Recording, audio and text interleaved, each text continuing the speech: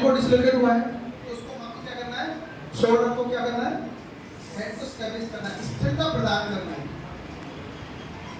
तो स्प्रिंट को बांधने का तरीका सर इसमें तो स्ट्रेच दिए हैं आप, इसमें सर ये आप सोच रहे हो यहाँ चोट लगा यहाँ भी बांध रहे है ना सर, तो इसका सपोर्ट रहेगा सर, ये हाथ मूवमेंट करेगा ना सर तो क्या होगा, तो यहाँ भी इनको चोट करेगा, तो इसको हम क्या करते हैं सर इसके साथ अटैच कर देते हैं। अभी सर ये होगा, अभी इसको सर हम ट्रायंगल से कैसे बांधते हैं सर, अभी इनके हाथ को सर क्या करते हैं हम ऐसे है, इसको स्टैब्लिश करने के लिए क्या करते हैं सर चेस्ट के में है। अब उसको कैसे हम ट्रायंगल बैंडेज से या कपड़े से या दुपट्टा से कैसे बांध सकते हैं वो देखिए। आओ गियर फोटो मोकलो पूरा सर ट्रायंगल के अंदर ले लेना बैठो कोई बैठो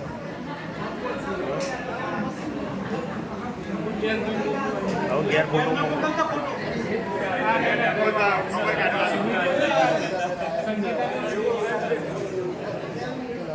लाले मोकलो मम्मी मोकलो।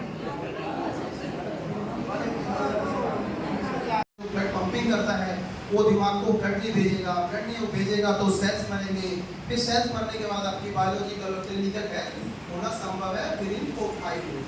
तो आपको सब बताएंगे सर सिंपल। इनको हाथ में घाव लगा है, चाकू, कोई पेनिटिक पेन, कोई भी इक्विपमेंट लग सकता है, चलते चलते मेरा गेट में हाथ लग गया, किसी लोहे से लग गया, कील से लग गया, अब इनको सर को यहाँ जोड़ना है, यहाँ लगा। अब ब्लड कंट्रोल कैसे करेंगे, सेम सर आपको सीधा रखेंगे, फिर क्या करेंगे हम होज पीस, हमारे पास होज पीस बोलते हैं सर, आपके पास कुछ भी चीज हो सकती है पर साफ होनी चाहिए जो इन्फेक्ट ना करे पेशेंट को, ठीक है सर। तो आप रुमाल, कपड़ा, जो भी ऐसी वस्तु है जिससे हम ब्लड कंट्रोल कर सकते हैं वहां सर करें। सर एक होता है डायरेक्ट ब्लड कंट्रोल, एक प्रेशर पॉइंट और एक एलिवेशन।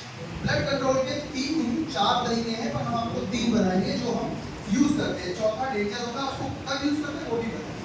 फर्स्ट है sir direct pressure, pin the point of जहां लगा है घाव है उस पॉइंट को क्या करेंगे सर हम होज पीस के जरिए से डायरेक्ट प्रेशर करेंगे, दबाएं तो वो रुकेगा, कुछ मात्रा में रुकेगा। मान लो सर यहाँ होज पीस लगाने के बाद भी ब्लड फ्लो कर रहा है क्योंकि चोट ज्यादा है, घाव ज्यादा है, तो क्या करेंगे एक और होज पीस रख देंगे, सेम फिर भी नहीं रुकता तो सर एक और होज पीस, अब उसके बावजूद भी नहीं रुक रहा तो हम क्या करते हैं इस प्रकार से बांधेंगे पट्टी, ड्रेसिंग कर देंगे, उसके बाद भी रुक रहा तो क्या करेंगे sir pressure point. Pressure point क्या होता है सर, हमारी जितनी भी पल्स है, कैरोटिड पल्स है ना सर, जितनी भी पल्स है उन पल्स को क्या करेंगे हम डायरेक्ट प्रेशर करेंगे। अभी मेरे साथी दिखाएंगे,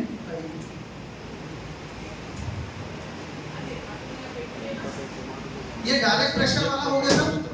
अभी प्रेशर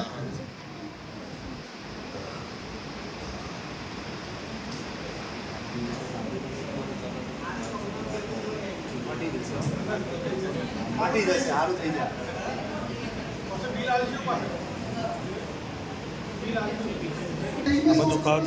प्रेशर पॉइंट होते हैं, लीवर, ब्रेकियल। तो हमारे हाथ में क्या होता है ब्रेकियल, ब्रेकियल पल्स होती है सर जो ब्लड को फ्लो कर रही है, उसको क्या करेंगे सर, देखिए सर देख सकते हैं आप सभी,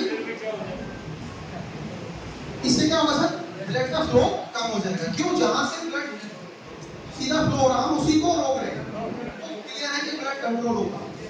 इस प्रकार से सर हाथ में चोट है तो ब्रेकियल, पैर में है तो फीवर होता है सर, फीवर एक होता है जो पल्स होती है हमारी, और अगर इधर कहीं लगा है हो सकता है नहीं रुके सर, रुके तो पहले रुके, नहीं रुका तो क्या करेंगे एलिवेशन।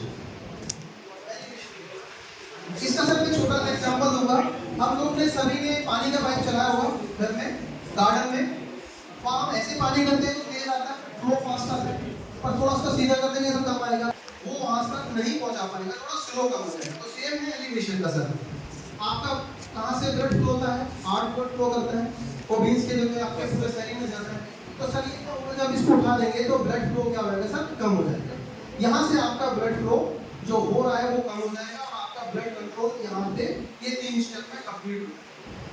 इसके बाद सर एक और आता है टर्निक, वो सर लाइट टू डेंजर है पर उसको हम कम इस्तेमाल कर सकते हो, जैसे सर हमारा हाथ का कट जाना, मतलब हमें लग रहा है कि हाथ कट गया और अगर हम इसका ब्लड नहीं रोकेंगे तो हम उसको यूज कर सकते हैं। तो कैसे यूज करते हैं मेरे साथी ध्यान, कभी यूज करना टर्निकुट वैसे सर मेडिकल ने बंद कर दिया है, पर हम कब यूज कर सकते हैं वो पता नहीं। हाथ कट गया है, ब्लड ज्यादा फ्लो हो रहा है, नहीं रुक रहा इसके बाद, तो हम क्या है उनकी जान बचाने के लिए टर्निकुट करते हैं। पर टर्निकुट करने का तरीका देखिए सर, और कितने मिनट में उसको रिमूव करना है, कितने मिनट में उसको ऑन करना है, कितने मिनट उसको, हर 5 मिनट के बाद इसको सर फ्लो को लूज करना है।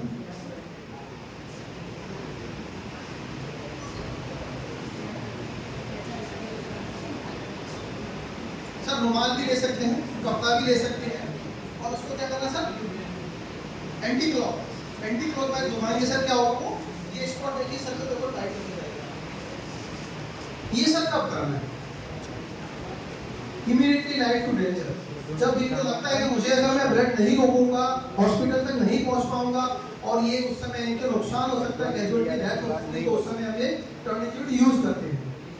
किसी को गोली लग जाना, किसी को कोई चाकू मार देता है, अगर सर सेल्स मैंने यहाँ टर्निकुट किया है, यहाँ तक तो ऑक्सीजन लेवल आ रहा है और यहाँ से यहाँ नहीं जा रहा, तो क्या सर जो इसके अंदर जो ब्लड सेल्स हैं वो डेथ कर जाएंगे 4 से 5 मिनट के अंदर। इसका गोल्डन जो टाइमिंग है 4 से 5 मिनट के अंदर। तो क्या कहता है सर उसे 4 से 5 मिनट के अंदर उसको लूज कर देना है।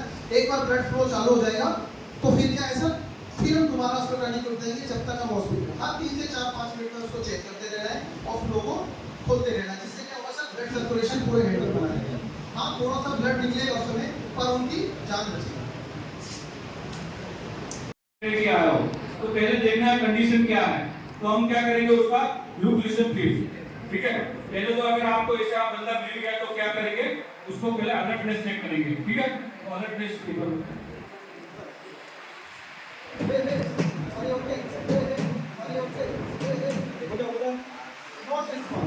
आपको क्या करना है सर, जो विक्टिम गिरा है, जिसको हार्ट अटैक आया, जो बेहोश हुआ है, उसका रिस्पांस चेक करना है, ठीक है। अगर हम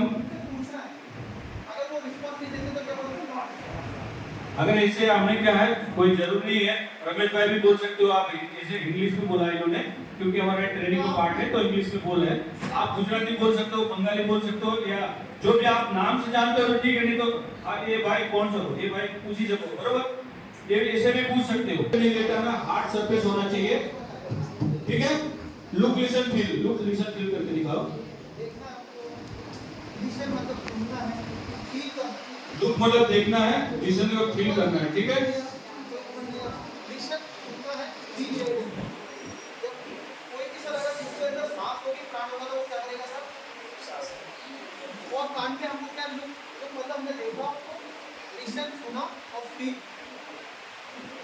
ठीक है, ये मेथड है लुक लिसन फील। आप उसके द्वारा अगर बेहोश हुआ बेहोश होगा तो सांस तो ले ही रहा होगा, तो अगर आप उसको कान के पास रखोगे तो उसका क्या है गर्म सांस ले रहा है तो हवा आपको महसूस होगी, ठीक है।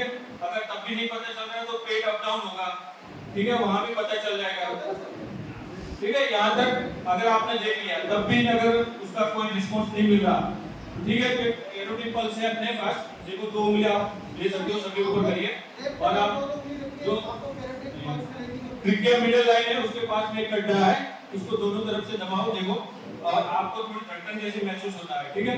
दबाओगे तो आपको धड़कन जैसी महसूस होगा, अगर वो पल्स चल रही होगी तो महसूस होगा, अगर नहीं चल रही तो समझो वो क्रिटिकल कंडीशन में है, ठीक है।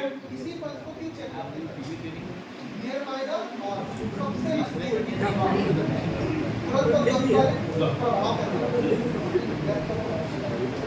क्योंकि सबसे हार्ट के नजदीक है, वो सबसे क्या है दिमाग के नजदीक है और हार्ट के नजदीक है, वो सबसे लास्ट में वो मरती है, ठीक है। तो उसको अगर आप वहां चेक करोगे तो पता चल जाएगा, ठीक है। और तब भी अगर आपको वो कुछ मतलब एब्सेंट है पल्स तो स्टार्ट टू सीपीआर, ठीक है। उसके बारे में क्या करेंगे हम, अगर उसने कुछ खा रखा, कुछ भी खा रखा हो, चिंगम हो, गुटखा हो, या तो क्या करेंगे हम जावा टॉक्स के एक मेथड द्वारा क्या करेंगे हम उसको थोड़ी से दबाएंगे और जो मुंह में खा रखा है उसको निकाल देंगे, एयरवे क्लीन कर देंगे, ठीक है, जिससे आपको एयरवे देने में आसानी हो, ठीक है। फिर क्या है आपके पास अगर सीपीआर देने के लिए ऐसा फेस शील्ड हो, ठीक है, तो इसका इस्तेमाल कर सकते हो। एक सीपीआर पॉकेट मास्क है, इसका इस्तेमाल कर सकते हैं। ये पॉकेट मास्क है, अगर आपकी मेडिकल फर्स्ट एड किट होगी तो उसमें जरूर आपको मिलेगा, ठीक है। अगर नहीं है तो आप उस अपना रुमाल, पर्सनल रुमाल है, उसका भी इस्तेमाल कर सकते हो, ठीक है। अगर आप जानने वाले हो तो माउथ टू माउथ दे सकते हो, ठीक है। कोई जरूर नहीं है, अगर आप वो मर रहा है इंसान तो आपको ऑक्सीजन अगर आप प्रदान करते हो तो बचने की चांस रहेगा। तो ठीक है, पहले तो देखेंगे कहां से आपको, पहले तो क्या है सीपीआर कहां देना है, ठीक है। तो आपका हार्ट कौन सी साइड में है? लेफ्ट साइड में। वो क्या है बीच में है, पर क्या है लेफ्ट साइड में थोड़ा झुका हुआ है।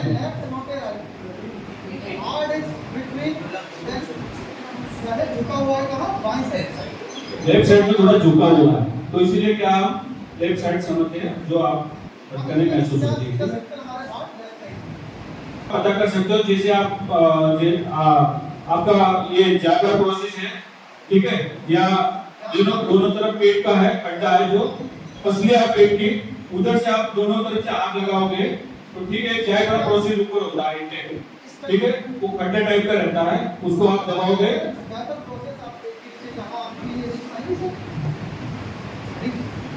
आप खुद भी टच कीजिए सर, ये कोई खड्डा टाइप का बनेगा जहां, ठीक है, उसमें एक उंगली को क्या करना है इंटेक कर देना है, और मास्टर हैंड को क्या है 2 उंगली लेना है, ठीक है। ये हो गया सर टिंडर पॉइंट। क्या करना है सर, पहले रिब्स के बीच में आना जाता है। अगर ऐसे नहीं करते सर 3 पॉइंट होते हैं, 3 पॉइंट से हार्ट तक टिंडर पॉइंट ऑफ हार्ट कर सकते हैं, arm to arm, nipple to nipple, और फिर क्या है रिब्स टू बीच में जाकर प्रोसेस।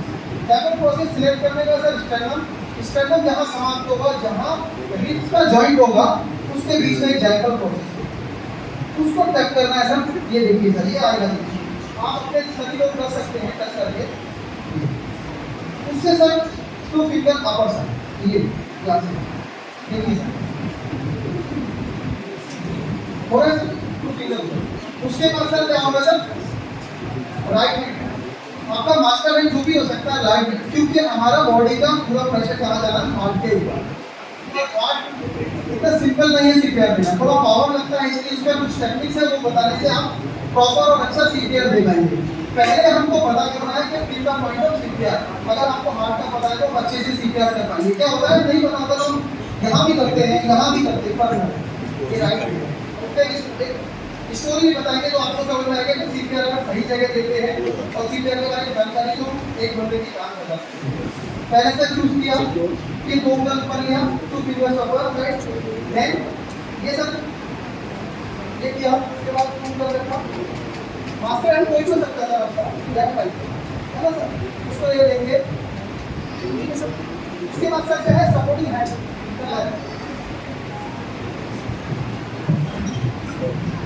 अभी सर आपका बैठने का तरीका, सबसे पहले लोग क्या करना सर, राइट साइड में आना है, राइट साइड में आने के बाद बॉडी के जितने भी क्लोज हो सकते हैं बिल्कुल क्लोज, ठीक है सर। ये मेरा राइट हैंड आएगा सपोर्टिंग हैंड, ये क्या होगा sir, body straight, hand straight, नजर सामने, और बॉडी वेट कहाँ होगा सर, चेस्ट के ऊपर। क्यों ऊपर से जरूरी है, आपका पूरा बॉडी वेट वहाँ जाना चाहिए, और हार्ट में जो हम कंप्रेशन करेंगे तो कितना होना चाहिए सर, बीच से जाना चाहिए, बीच से 4 सेंटीमीटर नीचे पुश होना चाहिए, तभी सर वो क्या होगा, वहाँ हार्ट में एक कंपन होगा, एक करंट जनरेट होता है, जिससे क्या हार्ट सर दोबारा जीवित होता है, क्योंकि हार्ट सर एक रुक जाता है, उसको जब हम प्रेशर करेंगे तो क्या होगा सर, एक करंट जनरेट होगा, तो उससे हार्ट बीट होता है सर। और इसका सर्कल होगा सर, 1 मिनट में 5 सर्कल होंगे, 1 मिनट 30 कंप्रेशन, 2 रेस्पिरेटरी 30 एंड 2। हम 2 रेस्पिरेटर हैं तो सर कैसे करेंगे, 1 रेस्पिरेटर कैसे करेंगे, मान लो आप सिंगल तो आप सिंगल भी कर सकते हो, और डबल अगर आप 2 लोग जा रहे हैं और 1 व्यक्ति तो आप डबल भी कर सकते हो। सेम सर ये पोजीशन रहेगी हमारी।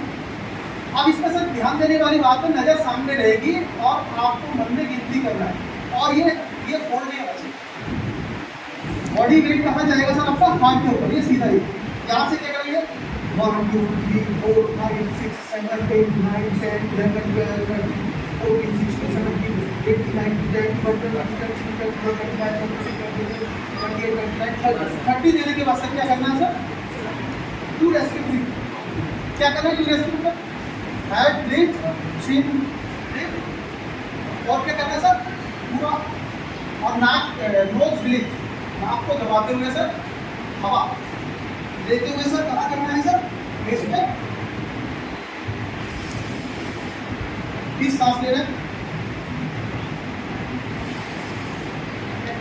फिर हटाना है सर, फिर वही सर्कल शुरू कर देना सेम। 1 2 3 4 5 6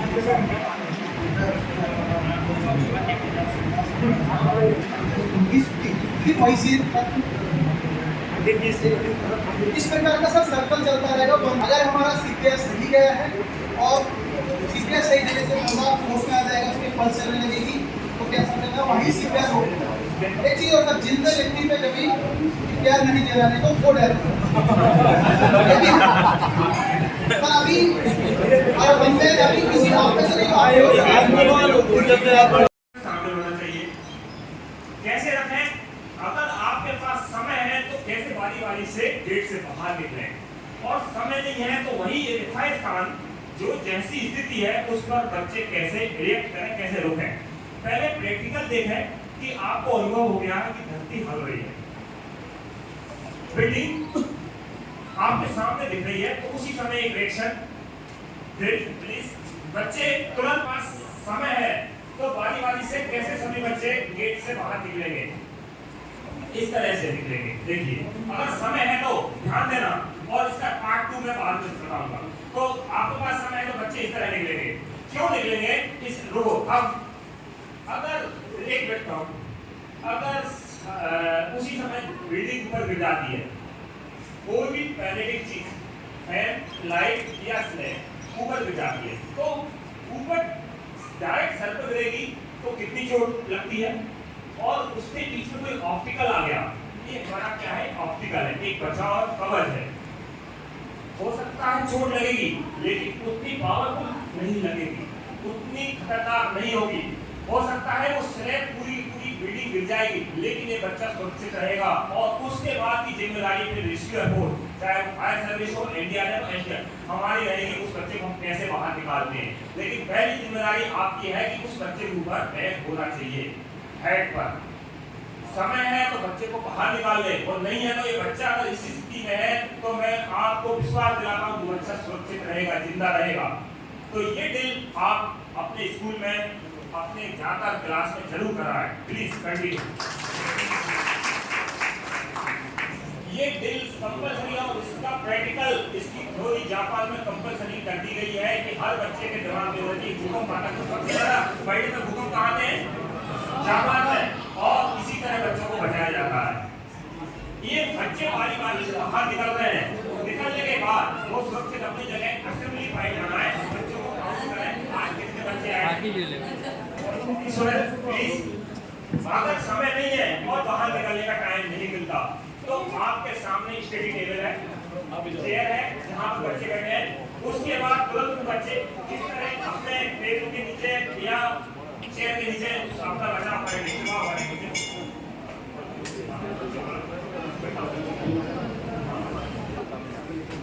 प्लीज सबको रहना चाहिए। ऐसे बच्चों को छिपाना है टेबल के नीचे।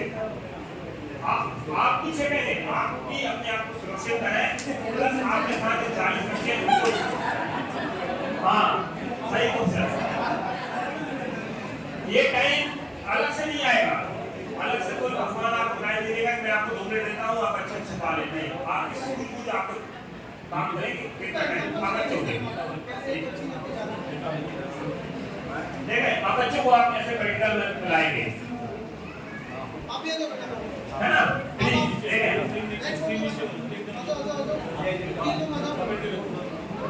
फिर मैं अपनी बात को दोहराऊंगा, जजमान आप समझे। अगर इसके ऊपर ये वाली स्लेब गिरती है तो वो स्लेब इसके ऊपर गिरे, इसके ऊपर टेबल ऊपर टेबल बेशक टूट जाएगा लेकिन उसका पैरेटिक पावर 80% कम हो जाएगा, उसकी मारक क्षमता 80% कम। मैं किसी को घूसा मारता हूँ, डायरेक्ट घूसा मारता हूँ तो उसकी जबड़ा टूट जाएगा, लेकिन उसी बीच में कोई हेलमेट पहना है, क्या उसका जबड़ा टूटेगा? नहीं टूटेगा। सेम भूकंप का मेथड है कि भूकंप अपना प्रभाव करेगा, वो अपनी ताकत को यूज करेगा, लेकिन हमारे बीच में हमारा टेबल जो है सुरक्षा कवच का काम करेगा। तो मुझे आशा है आप सब अपने जाकर कल से ये ट्रेनिंग अपने बच्चों में कराएंगे। धन्यवाद।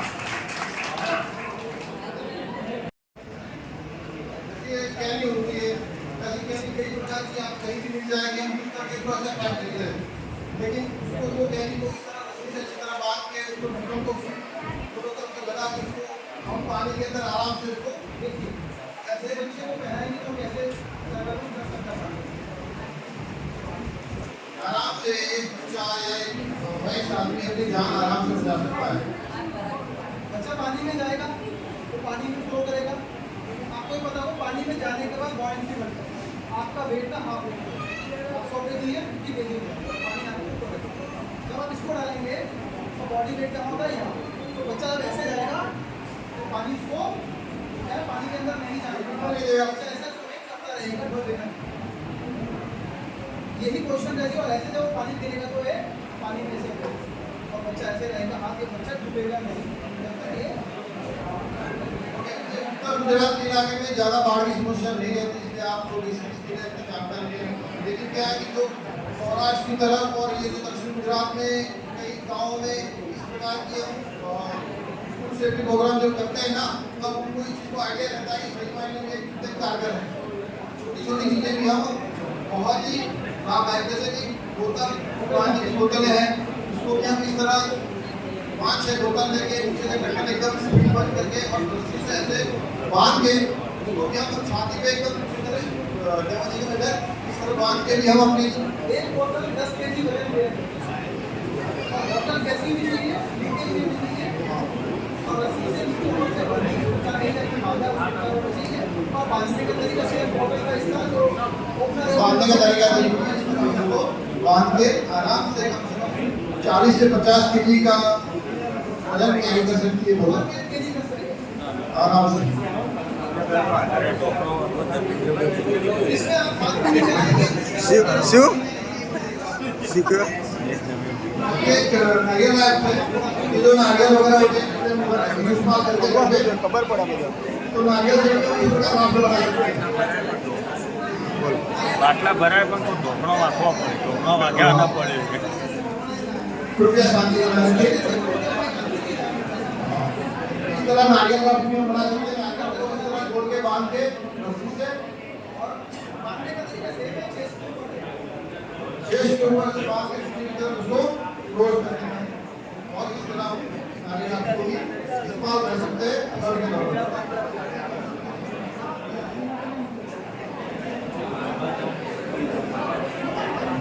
अब ये बोल राउंड है, ये कुछ के फट्टे चारों तरफ के बीच में बॉल को ऐसे सेट करके 5-6 बॉल ले सकते हो। आप जितना ज़्यादा बॉल इसमें ऐड करोगे उतना वजन ज़्यादा कैरी होगा और इससे अच्छी तरह उसको बांध के भी हम उसको वर्ड में इस्तेमाल कर सकते हैं और अपनी जान बचा सकते हैं।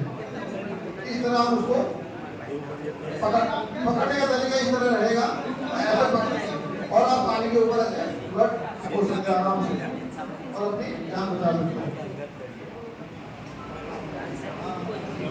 ये थर्मोकोल आप है, इसमें जो थर्मोकोल होगा जैसे हम फ्रिज वगैरह टीवी वगैरह खरीदते हैं उसके अंदर जो थर्मोकोल आता है उसको भी हम बोरी में पैक करके या इस तरह किसी कपड़े में इस तरह पैक करके सिलाई करके उसको भी हम राफ्ट के तौर पे इस्तेमाल कर सकते हैं। इसको हम थर्मोकोल राफ्ट भी कहते हैं। और ये हमारे पास जो बच्चों को ले तो गए लेकिन उनको ट्रेनिंग नहीं दी कि बेटा इमरजेंसी होगी, कोई आपदा आएगी तो कैसे तुम बचोगे। सब कुछ था उसमें, ये भी था लेकिन किसी को यूज करना नहीं था, किसी को तरीका ही नहीं था कि 4 आदमी भी इसको कर सकते हैं। बस एक ही आदमी सोचता है नहीं बच जाऊं, नहीं वो भी डूब गया तो उसको भी ट्रेनिंग नहीं आती। हाँ, जब तक आपको नहीं मालूम प्रैक्टिकल तो वही यस, तो इसलिए ट्रेनिंग जरूरी है कि हमारे पास इक्विपमेंट है।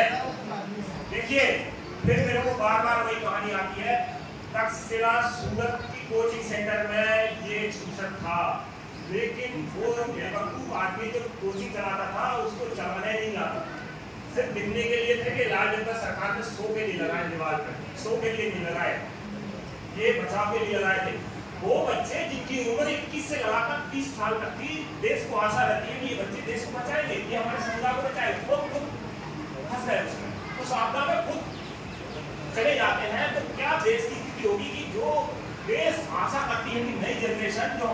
बचाएगी और देश बिल्कुल नहीं बचा पा रहा। ये होने के बाद जब फायर ऑडिट हुआ, फायर अफसर यही थे अभी सब कुछ था, लेकिन बच्चों को ट्रेनिंग नहीं दी कि इसको चलाना कैसे है। भाई इसको कुछ जरूरी है क्या? इसको लगाइए, सरकार ने या आपके प्रशासन ने इतना खर्चा किया है तो उसको चलाना। आज मैं आपसे पूछना चाहता हूँ कितने लोगों को उसको चलाना आता है? सही है, अभी जागरूकता आई है, अभी लोग जाने हैं। कई जगह है रखे रखे इनमें जंग लग जाती है और एक कीड़ा आता है, वो कीड़ा यहाँ घर बना लेता है। वो घर बनाने से क्या होता है, मट्टी यहाँ ब्लॉक हो जाती है और जब हम पाउडर लगता है, इसके अंदर जो पाउडर है इसको ऑपरेट करते हैं तो ये ब्लास्ट हो जाता है, या अपने आप को हम जोखिम में डाले, हम खुद ही मर जाएंगे, दूसरों को क्या बचाएंगे। तो आप, मुझे अच्छा लगा कि आपने हाथ खड़ा किया, आपको चलाना आता है, लेकिन अब दूसरा क्वेश्चन है आपके बच्चों को कितने लोगों को चलाना आता है? आपके बच्चे क्लास 12 में है, 11th में है, बड़ी हो गई, 8th क्लास के हैं, उनमें से कितने बच्चों को आपने बताया कि इसको 5 मिनट से चलाते हैं, कैसे इसको ऑपरेट करते हैं? अरे भाई जब आपको नई नींद जबकि जाने आती क्या वो है कि आधा ज्ञान भी आपको मौत के मुंह में ले जाएगा। यही चीज थी इस सूरत में, अगर एक बच्चा भी सही चला लेकर 14 बच्चे आज हमारे बीच में होते, एक बच्चे ने भी कुर्सी ली कि सब जंप करते रहे और नतीजा हुआ 14 बच्चे चले गए। तो आज नेक्स्ट ट्रेनिंग हमारी फायर से है। तो फायर में आपके पास जो एक्सक्यूजर है, कुछ बहनें माताएं सोच रही है सांप से बकवास कर रहा है और टाइम निकाल रहा है, लेकिन नहीं, दिन को घटना हो रही है करेंगे आपके स्कूल में, आपके समुदाय को हो। हम भी चाहते हैं कि हमारी ट्रेनिंग का 1% यदि आपके सामने आता है, आप मुझे कॉल करें, मेरे टीम को कॉल करें, सर हमने अपने स्कूल में कराया। तो नेक्स्ट